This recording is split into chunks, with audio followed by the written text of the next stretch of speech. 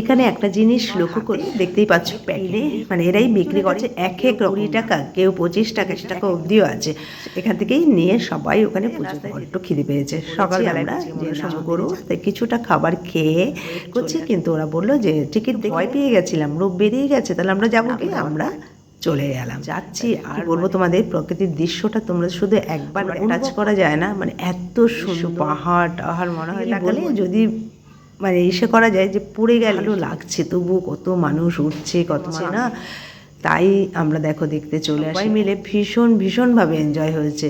একটা রাস্তা আছে ওখান থেকে হেঁটেও, সেটাই দেখাচ্ছিলাম, দেখ বাবা ওখানে হেঁটে আসছে সবাই। তো পয়সা থাকলেও কি হবে, ভয় যে না, অনেকটা উঁচু থেকে অনেকে তো হেঁটে রোপটা চড়ে না মনটা ভরলো না, মনে হলো মনে যেন আরেকটু চড়তে পারলে ভালো হতো, কিন্তু হেঁটে হেঁটে আসছে মনসা মন্দিরে পুজো দেবে বলে।